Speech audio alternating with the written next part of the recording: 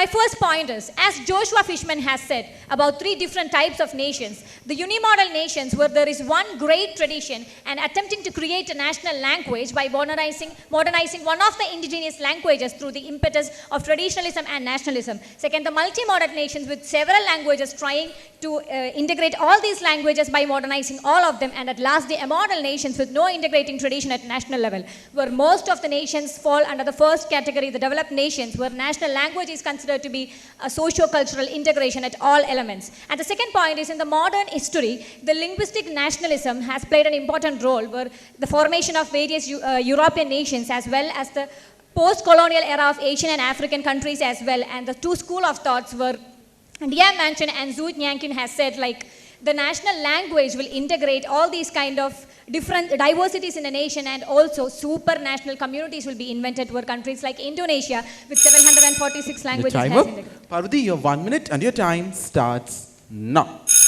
The concept of a common language, or the so-called homogeneous identity, was something that came from the European concept of nationhood.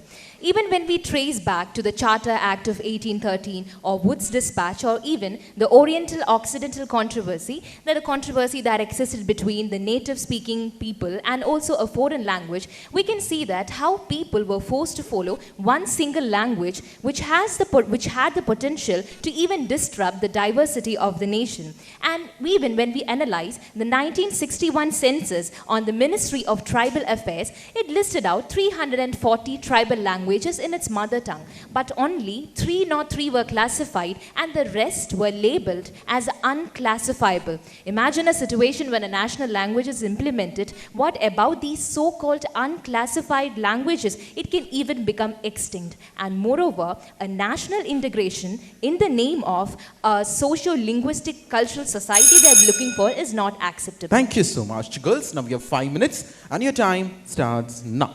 As my opponent spoke about the linguistic minorities regarding the tribals and all, I would like to say that Article 350B, the 7th Constitutional Amendment Act of 1956, where it enables a special officer to take actions against all the matters relating to the safeguard provided for the linguistic minorities in our Constitution. I would like to rebut it that there is no direct relationship between national language connected with the unity of a nation, because when we consider nations such as Middle East and North Africa, both these nations share a common language, that is Arabic, and even a same religion. But according to the SIPRI research, that is the Stockholm International Peace Research Institute, finds out that these 2 nations have conflicts even based upon the climate change, the borders, and even the economic issues. Please. But also the identity designs, the sights and sounds of a nation by Karine A. states that the national impressions, particularly the national anthem and song and language, all these provide a global recognition to our language. And also this global dominance help our citizens to have commercial and other companies to our nation who study our language to establish in our nations. Okay. How can it provide a global competency when the percentage of literacy is calculated in terms of one's own mother tongue? When we look upon the 2011 census by the National Statistical Mission, it says that more than 97.2% is its percentage. But even the national language it serves no purpose in connecting the literates of the country, since the percentage of literacy is calculated in one's own mother tongue. Over to you. Yes, the national language has got a purpose, because as Hobsbawm's analysis of language and national identity says, the administration of European Union spends 1/3 of its income, where it has 24 official language in translation. So this can attain economic stability as well. Over to you. When you noted about the economic stability, I would like to point out the 2012 ASER report, that is the annual study research report, which says that 50% of the students drop out before the 5th standard in the state of Bihar. Now, this happens even after providing the education in one's own regional languages. Imagine a situation providing a so-called alien national language to these students. It can adversely affect the education of the students. So my point is a solution to the national language problem by C.S. Natarajan. He says that, as you said, the people identify themselves as Madrasi or Marathi or Gujarati, but actually it is the Indian, Indian is the identity that is supposed to be there for a student or whatever is there. And also our government has made several, in 2020, our government has made a page called Anuvadak, for which the COVID-19 page has been translated to several languages to make this difficulty very easy. Out to But you. the question is, what is the criteria of choosing a national language? See, when we look upon the 2001 census by the Central Ministry, the Urdu language occupied the 6th position. Now, when we look at the 2011 census, the Urdu language have been shifted toward the 7th position, being overcome by the Gujarati language. So it will be very inconvenient to change the national language every now and then if we choose a more spoken language. Clear. No, it is a little different. A national language, when established, is obviously through various methods is promulgated amongst the public so that it is increased gradually as well. We have the 3-language formula which increases the accommodating group identity and also the national identity and also making the administrative processes easier. Please. This would have been applicable if we were talking about nations such as Russia, which has a so-called Russian language that has the capacity to meet the needs of the nation.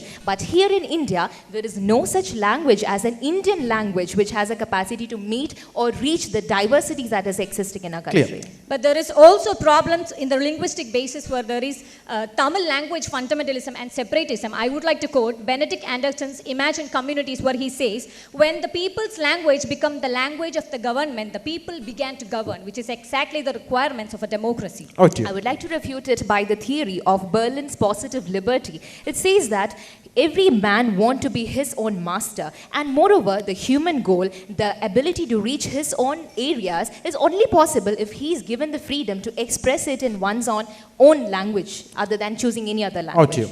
Our nation is not providing any kind of ban in their regional or mother tongue. It is just the implementation of a national language to have a better global recognition for our nation. And just like we have the national anthem is in Bengali, but that just doesn't mean we dishonor or disrespect other languages. Clear. But the adverse effect of implementing this national language is compartmentalization of administrative justice. Because one of the very important factors to create a cohesion among people, other than the traditional cultures, is a feeling that everyone is accepted, there is fairness, there is liberty existing in choosing one's own language. Please. But to remain as a nation, And your time up, girls. Now, Fiaf, it's judges' choice, and now to the judges' place. Amrita, India is a vast, diverse and plural country. You compare it with European countries, mainly monolithic nationalistic countries. Do you think that linguistic nationalism is suitable for such a vast, diverse country like India? I would like to quote the example of Indonesia as well, which has got 746 languages. So they was able to attain a national language, to make up a national language, and also they were able to overcome the Asian global economic crisis at that time through that process. So I believe that slowly but surely India can also achieve that status. There is a borderline between imposition and concession coming up with cooperation. So that is how we can attain a national language rather than avoiding all the chaos that we are mentioning. Thank you so much, Amrita. Pavadi, it's your turn. You just mentioned that it is okay for Russia to have a national language, but in India it is not feasible. But I understand that just like India, Russia has something like 20 odd official languages and about 100 minority languages. So how can you differentiate between India and Russia? I believe that one of the major factors that differentiate between Russia and India is the power dynamics that are existing in the various different type of languages existing. And moreover, if we give an importance to one particular language in a country like India, that can lead to an alienation of languages that is not even recognized in its normal terms. And it can lead to a language discrimination or a linguistic discrimination.